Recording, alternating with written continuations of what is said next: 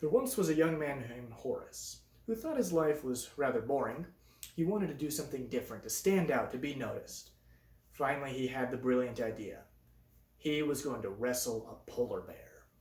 And not just any polar bear. This was go big or go home. He was going to find a mother polar bear protecting her cubs. He was going to wrestle that polar bear and post a video of it online. That would show people that he was different. He was really excited about his idea. He booked his travel to Nunavut, Canada. He was ready to go, and this thought came to him. This may not be the best idea you've ever had. He tried to force the thought away, but it kept coming, so finally he said, okay, I'll go talk to my two best friends. I'll get their input.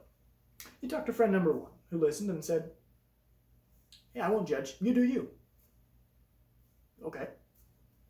He talked to friend number two, who listened patiently, and then said, because you're my friend and I care about you, I've really got to tell you I don't think this is a good idea.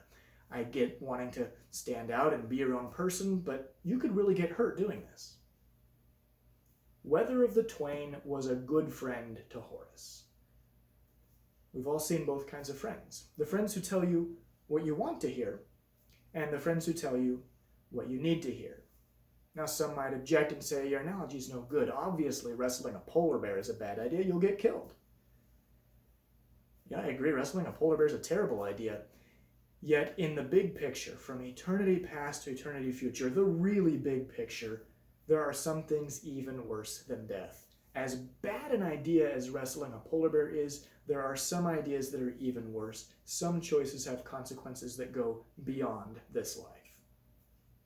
When we come to important choices, what kind of friends do we want to have?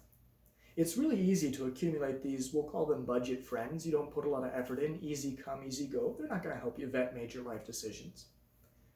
It requires a lot more effort to invest in a relationship where somebody will care enough to tell you no.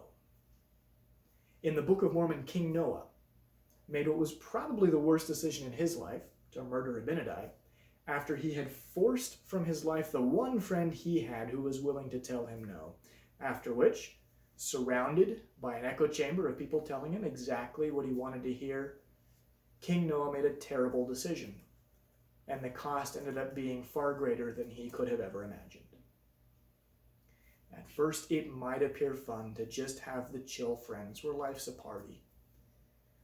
But sooner or later, life's going to throw us a curveball. Something will happen that we didn't expect. We'll get knocked down and we'll need help. Who's got our back? Who are we going to rely on?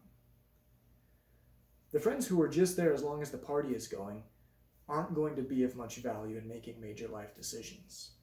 We're going to need the kind of friends who are willing to be there after the music has stopped.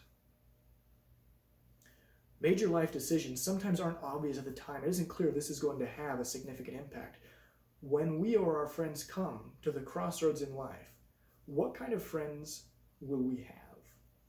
What kind of friends will we be? Will we care enough to tell people what they need to hear, even when it's exactly what they don't want to hear? Will we care enough to listen when our friends tell us what we need to hear?